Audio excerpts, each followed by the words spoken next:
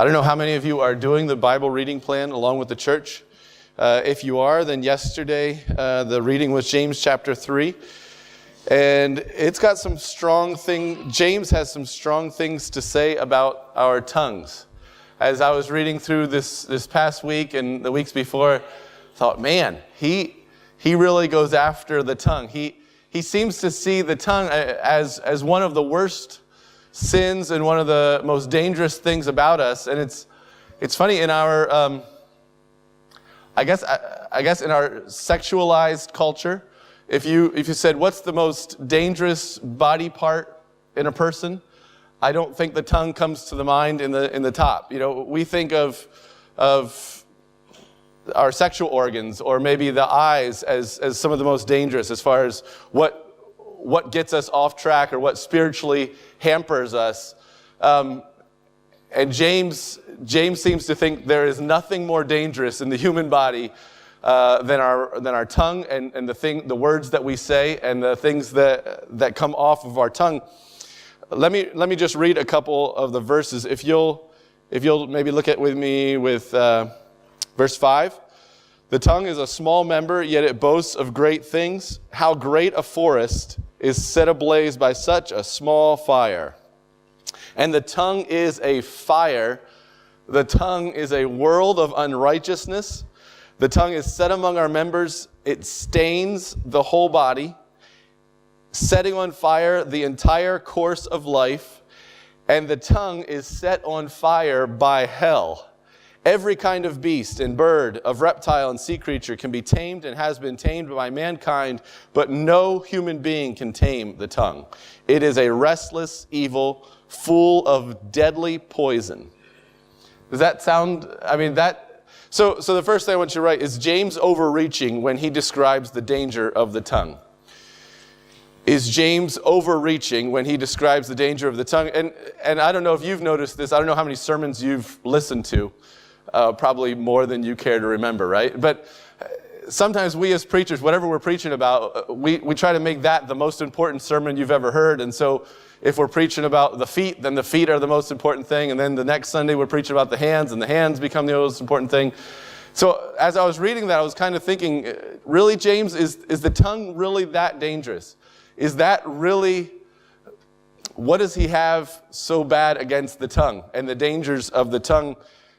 That he says it is a fire that stains the whole body. It sets on fire the entire course of life. And the tongue is set on fire by hell. How many of you wake up thinking, dear Jesus, please protect my tongue from setting my body on fire? I mean, not literally, but how many of us really go through life obsessing about the danger that our tongues are going to get us into that day? Maybe you're more aware of it. Maybe you're more tuned into the danger. But like I said, I often don't pay a lot of attention or don't think a lot about my words and my tongue and the dangers of it. As I've been thinking about it, I don't think he is overreaching. I don't think he is just exaggerating to make a point or to try to make chapter 3 strong. I'm going to look at two different ways. Sometimes I use... Okay, so the answer is no. Words cause macro and micro destruction. Now, kids, I'm not talking about macaroni and cheese, which it kind of sounds like I'm talking about macaroni and cheese.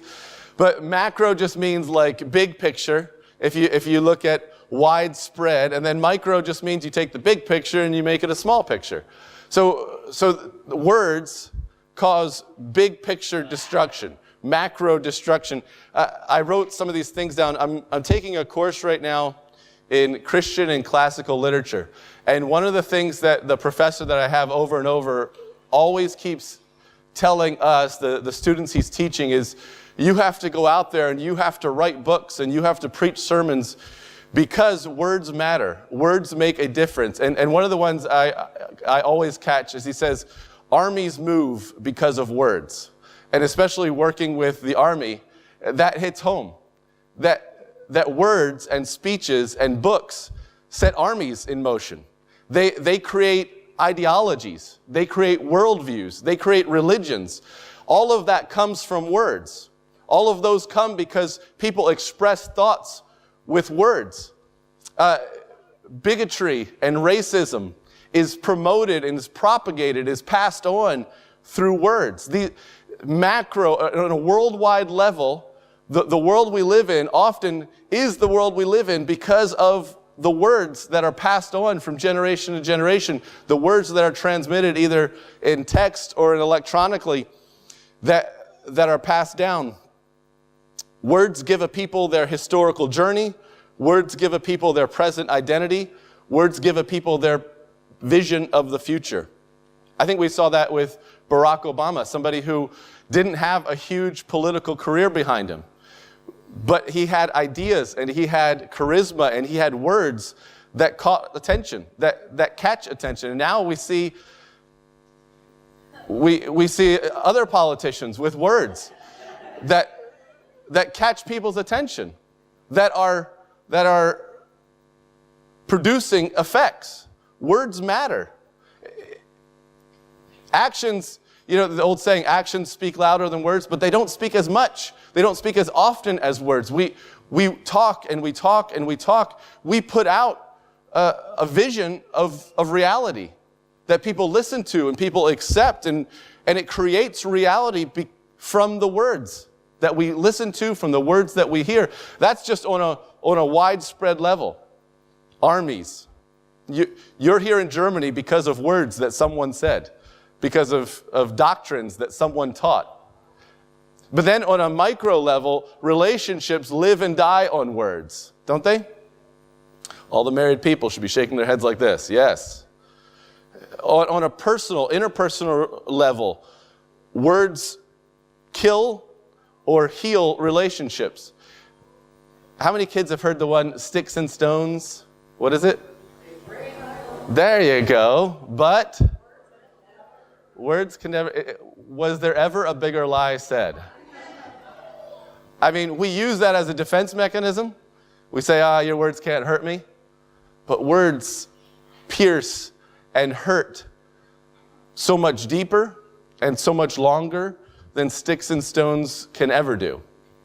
Words touch us and hit us at a level that sticks and stones can never touch, can never hit. Words,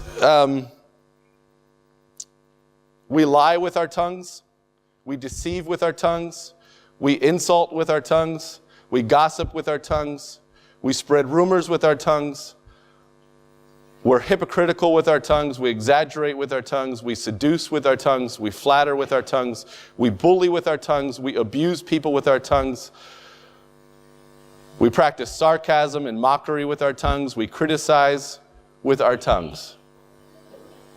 So when James says our tongues are set on fire by hell, they stain the entire person, and what was the other one that he says? They set on fire the entire course of life. Every kind of beast and bird, of reptile and sea creature can be tamed and has been tamed by mankind, but no human being can tame the tongue. It is a restless evil full of deadly poison. You look at worldwide what words and what the tongue can do, and then you look at interpersonally, just in your own little life, what words and what the tongue can do, and I start to see James's point. I start to think, James, I think you're onto something. What's really disconcerting is you look at the beginning of chapter 3, verse 1.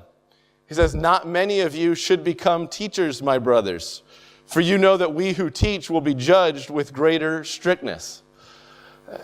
The irony of what's happening has not missed on me, that with my tongue, I'm telling you the dangers of the tongue. That with words, I'm telling you the dangers of words. And James is kind of this whole emphasis on the tongue has started because he says, you know what, we have to be careful about how many of us set out to teach and how many of us use our tongues to instruct other people. And then he goes into how dangerous the tongue is. And when you get through all of that, you go back to chapter 3, verse 1, where he says, not many of you should become teachers. And if the tongue really is full of deadly poison, if the tongue really is a fire set on fire by hell, if the tongue really stains the whole creature, then the question really isn't how many of us should become teachers, but it really becomes, why should anyone be teaching at all? Are you following me? If no human being can tame the tongue, and it is full of deadly poison, it's a fire set on fire by hell, it almost becomes, James, are you sure you don't want to amend verse 1 to say, none of us should become teachers. All of us should keep our mouths shut and just pray for God to teach us something. Just read the Bible, because the tongue is that dangerous and the tongue is that deadly. So the next thing, if you could point out, if no one can tame the tongue, then no one should teach. And that really leaves us in a worse problem, because if you go back to chapter 1, verse 26, look at James 1:26. If anyone thinks he is religious and does not bridle his tongue but deceives his heart, this person's religion is worthless. So I'm wrestling with James. I tell you this, it seems like every week. You need to engage Scripture. One of the dangers of Bible reading plans, even ours, has a little check mark beside it so you can check it off when you're done. And a lot of times the little check mark becomes the telos of the reading. I read so that I can, the end of my reading, the goal of my reading is to be able to put a little check mark next to the reading. That's not the point of reading the Bible. As you're going through James 3 and he's saying the tongue is a fire set on fire by hell and it's full of deadly poison, we have to wrestle with that. And especially when he says, no human being can tame the tongue. To me, that's depressing. And most sermons you hear on James chapter 3 have something along the lines of, let's work harder at taming the tongue, everybody. Come on, look how dangerous it is. Look how bad it is. Let's all redouble our efforts to be careful about what we say. That seems to be the moral story that we come out of James 3 with. But I don't see how you can come out of James 3 with that lesson. Because James tells you in chapter 3, it's terrible and you can't tame it. It's terrible and you can't control it.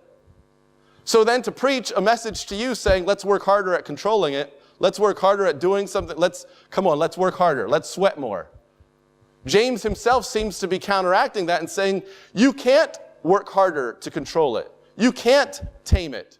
But then in chapter 1, he's telling us, if you don't bridle it, and you could argue whether bridle and tame are two different things. But in chapter 1, he says, if you don't bridle the tongue, your religion is worthless. And I feel hopeless.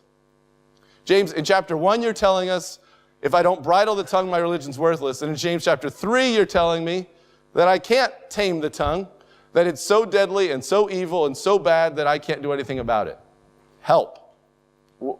Where does that leave us? What is James trying to tell us or teach us? Did he forget what he said in chapter 1? I think his two illustrations are the key. His two illustrations are what give us hope. Go back up in chapter 3 a little bit. Again, verse 2 doesn't offer us much hope. He says, not many of you should become teachers, my brothers, for you know that who teach will be judged with greater strictness.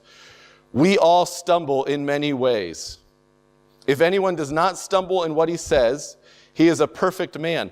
But it seems like what he's just said is everybody stumbles with the tongue. But if anyone wouldn't stumble or doesn't stumble with the tongue, you become a perfect man. And we have read James enough to know, what is he talking about when he says perfect man?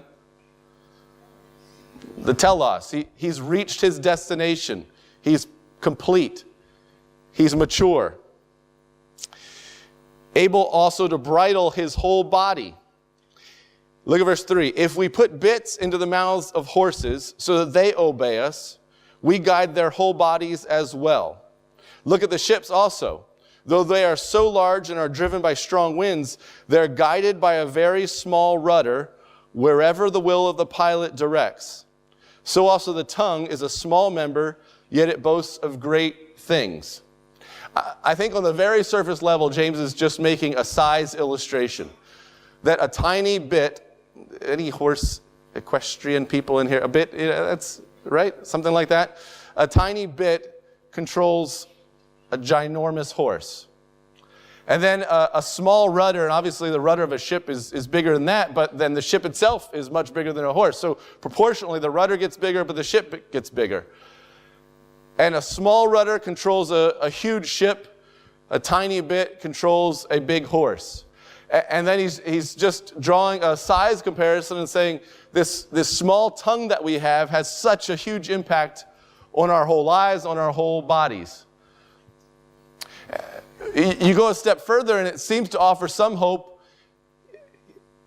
The ship is controlled. If a pilot can lay his hand on the rudder, or her hand on the rudder, the pilot can control the ship through the storms and through the waves. Look how he says, though they are so long and they are so large and are driven by strong winds, they are guided by a very small rudder wherever the will of the pilot directs. Do you remember chapter 1? In chapter 1, he talks about the one who doubts is like a wave of the sea that is driven and tossed by the wind. So again, he's coming back to this imagery and this picture of the sea just tossing the boat all around until the pilot lays their hand on the rudder, and then with the skill of the pilot can drive the ship through the waves and through the storm. Or this large horse with the mind of an animal that wants to do what it wants to do can be brought under control and can be used by a small bit. So it seems like beyond just a very small thing can have a large impact illustration, there's also some kind of an illustration that James is making of if you can control that small thing, then you can control the large thing, right? If you can get your hand, the hand of the pilot on the rudder, you can control the large ship. If you can get the bit in the horse's mouth and you can hold the reins, then you can control the horse. And so somehow the illustration also seems to be going that if we can control the tongue, then somehow we can control the whole body. If we can manage to get a hold of our tongue, and if we can manage to control the tongue, then everything else is going to fall in line. Seems to be what he's saying at the beginning of chapter 3, when he says, if anyone does not stumble in what he says, he is a perfect man, able also to bridle his whole body. So it seems like he is saying the person who has learned self-control should teach. Remember his question in chapter 3:1. Not many of you should become teachers. The question becomes, okay, James, then who should become a teacher? Who is qualified to teach? And it seems like what he's developing is the person who has managed to control the tongue, therefore can control the body. And if you can control the tongue and control the body, then you're qualified to teach. What's the fly in the ointment with all of this? What's the problem? I hear murmurings. What does he tell us in verse 8? The problem I kept coming back to is that he tells us we can't control the tongue.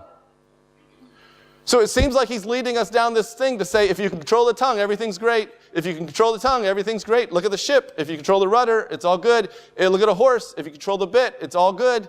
If you can control the tongue, you're good to go. Oh, by the way, none of you can control the tongue. No human being can tame their tongue. Which it's almost like, you start to get excited. Okay, this is going to work. I can't. It's impossible. So where's James taking us? Where is he driving us? Look at the two illustrations. Think about them again. The bit in the horse's mouth and the rudder in the ship. Is the bit in the horse's mouth to help the horse control himself or herself? You can all say it together now. No, you do not put a bit in a horse's mouth to help the horse control himself, right? The rudder in the ship. Do you put the rudder in the ship to help the ship decide where it wants to go? No. So the next thing in the outline. The ship needs a pilot and the horse needs a rider. The rudder and the bit are not for self-control. I think so often that's where our minds go when we hear about how dangerous the tongue is and how bad it can be. Our minds go to say, I've got to work harder at controlling my tongue But you don't use a bit to help the horse control himself. You don't use a rudder to help the ship control itself. They are not for self-control. They are for external control. The bit is so that someone else can control the horse, and the rudder is so that someone else can control the ship. I think James is pushing us to say, you need to get if you can get the tongue under control, everything is going to be fine, but you can't control your tongue. So where do we turn and what do we do? Look down as he's closing up in verse 13. With the idea of teaching, that not many should become teachers. And the question saying, okay, well, if not many should become teachers, then who should teach? Who should become a teacher? In verse 13, he says, well, who is wise and understanding among you? It's almost like he's answering the question he raises in verse 1. He says, not many should become teachers. Well, then who should teach? Verse 13, he says, who is wise and understanding? Let them teach. Those are the people who should be teaching. Now, a lot of times, wise and understanding, we think of the people who clamor for attention often seem to be wise. Presidential elections being a great example. The people who talk the loudest, the people who are out front, the people who have ambition, the people who are driven, often are the ones our eyes kind of go to by default.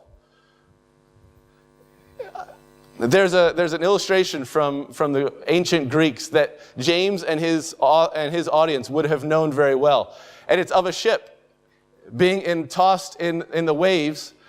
And the philosopher asks, who should control the ship? As a paradigm or as an illustration for who should control the city, who should rule the city, who should be king. So he's trying to answer the question, who should rule? And he says, who should control the ship? If there's an owner of a ship, there's going to be a lot of people who make it their goal to impress the owner and talk to the owner and explain how they're the ones most qualified to pilot the ship. And then there's going to be some people in the back of the ship who are just going to kind of be staring up at the stars. And everybody in the ship thinks they're the least qualified to rule. They don't even know what's going on. They are so clueless. They're just looking up at the stars. So there's this group that's ambitious, that's trying to convince the owner of the ship, I'm the person. No, I'm the person. No, I'm the person. Does that sound familiar at all? We've got all sorts of people who are trying to tell us, I'm the person to control the ship. But there's some people in the back of the ship who are just staring up at the stars, and everyone thinks, what a waste of breath. Why are they on the ship? And the illustration is, that's the best person to actually control the ship, because as they're staring at the stars, they understand where they're at. They understand where they need to go. They actually know the business of piloting the ship. These other people don't know anything about piloting the ship. All they know is about talking and about trying to convince the owner to let them pilot the ship. But then once they actually get their hand on the rudder, they have no clue what to do with it. They have no clue about where to take it because they haven't been staring at the stars. Now, so it's been curious to me. Did James have an idea of this? Did James have that illustration in the back of his mind as he's writing this? Because he's talking about if the right person grabs hold of the rudder, they can take the ship right through the stormy seas. And who's the right person to grab hold of the rudder? The one who is wise and understanding. Now, wise and understanding to us often means loud and boisterous and talks a lot and shows everybody how much they know. But as soon as he says who is wise and understanding, he says, by his good conduct, let him show his works in the meekness of wisdom.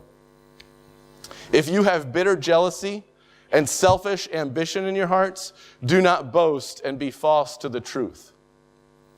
How many people that want to teach, how many people that want to lead have bitter jealousy and selfish ambition in their hearts?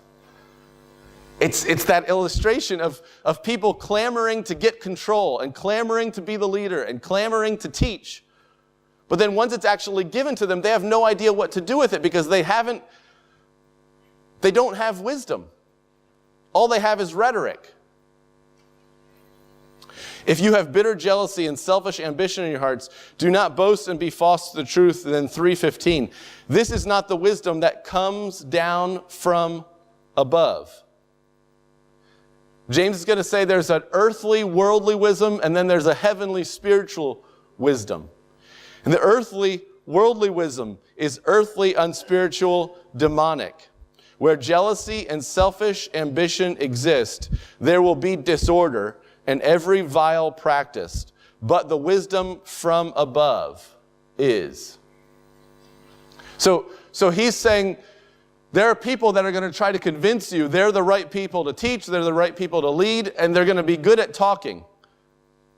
But they're not wise. They don't have wisdom that's been given them from above. They haven't submitted, they haven't learned from God. All they want to do is get in control of the ship. But the wisdom from above. So as we're going through, the wise are supposed to teach. But how do you get wisdom? You do not get wisdom from yourself. You don't get wisdom by working hard, by studying, by figuring things out on your own. That goes against the grain of earthly wisdom. In the world system, wisdom is directly correlated to how many letters are after your name, how many titles or how many degrees that you have. That degrees and wisdom, studying and wisdom, education and wisdom, in the world's mindset always go together. But in James' mind, there's not a direct connection between studying and books and learning and wisdom. Right? James sees wisdom coming from somewhere else. Where does wisdom come from? It comes from above. You go back to chapter 1, and where does wisdom come from? How do you get wisdom? You know this. You ask God for it. If anyone lacks wisdom, what? Ask God for it. Who gives freely without upbraiding. And don't waver in your faith. Don't let your spiritual vision go back and forth and back and forth. Ask God for it and ask God for it and trust God. See the world the way God has revealed the world. Allow God's wisdom and God's revelation to define reality for you. That's the nature of wisdom.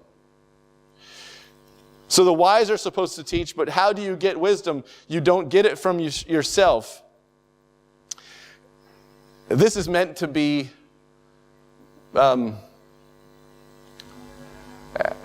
as I came up with this last phrase, for us as Americans, I think this is a shocking, jarring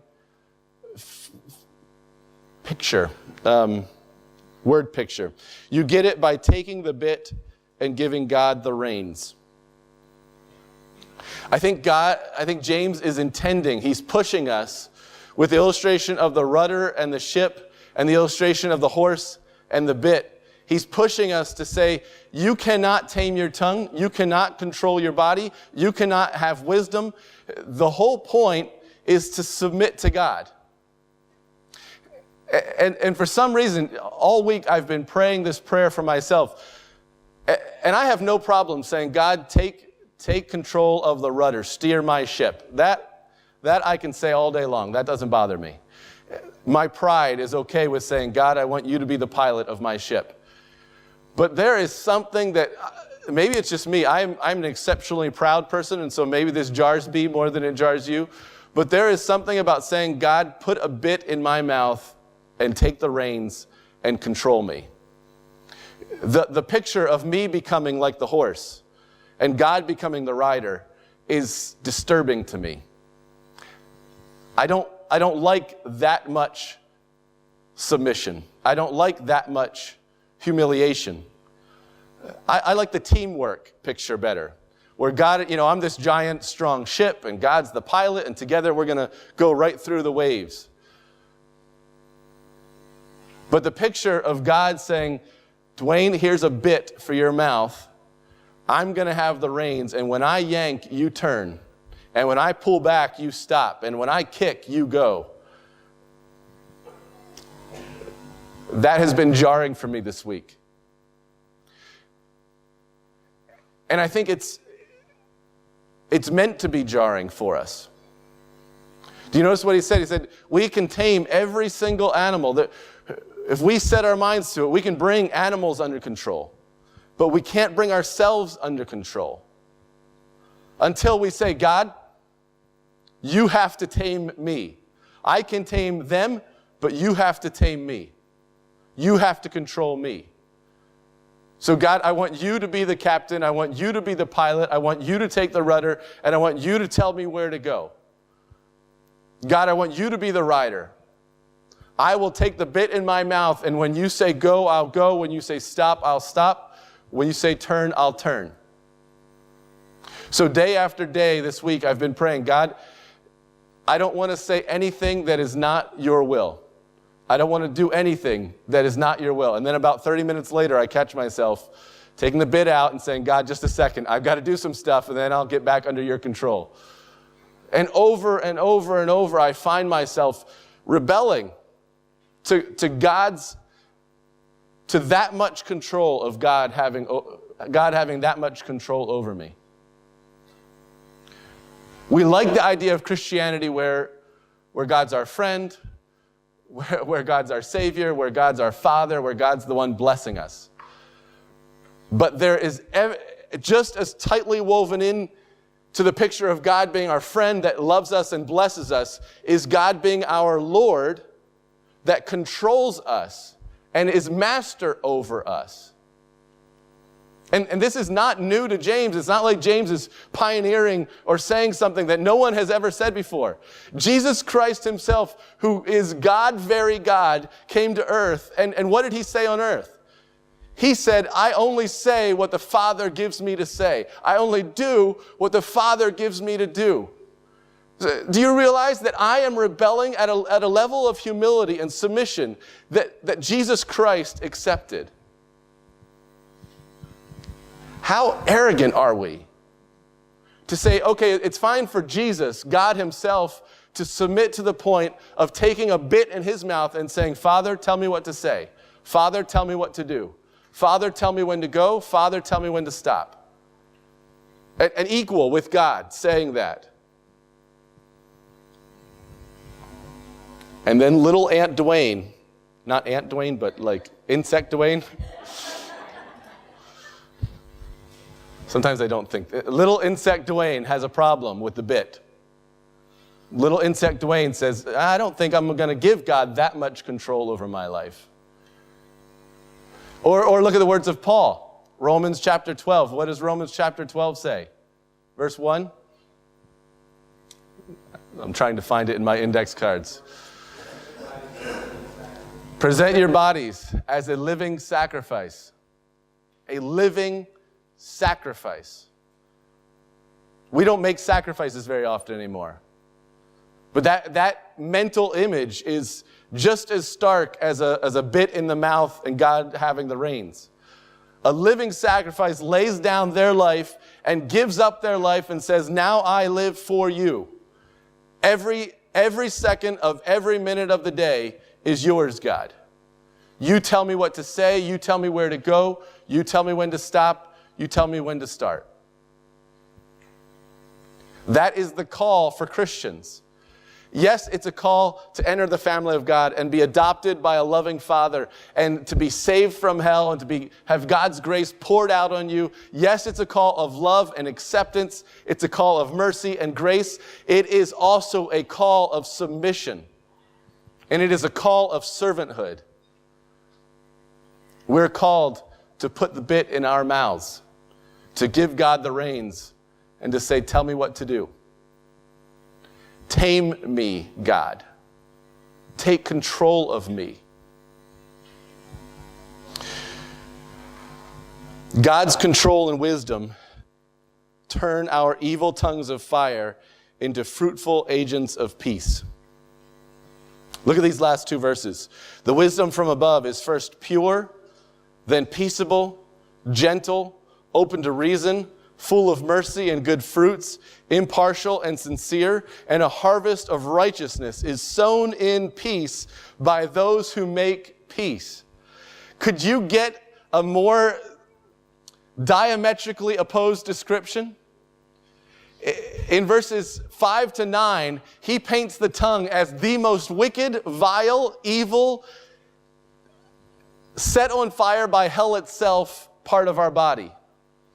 And then when wisdom and when submission and when God's control takes over and God is driving the ship and God is riding the horse, he says when God takes over, it is pure and peaceable. It is gentle. Is that not beautiful? The tongue that is full of deadly poison, the tongue that is a fire set on fire by hell, is pure, becomes pure and peaceable and gentle. The tongue becomes open to reason and full of mercy and good fruits. We become impartial and sincere, and there's a harvest of righteousness. Do you remember what he said? The tongue is a world of unrighteousness. But under God's control, there's a harvest of righteousness sown in peace by those who make peace. And in the middle, he reminds us, you're not going to get to that. It's not by working hard. And it's not by whipping yourself that you're going to get to the point where your tongue is making peace and sowing righteousness and gentle and pure and peaceable. You get that by submitting to God, by accepting the bit in your mouth, giving God the reins and saying, God, I'm yours. You tell me what to do.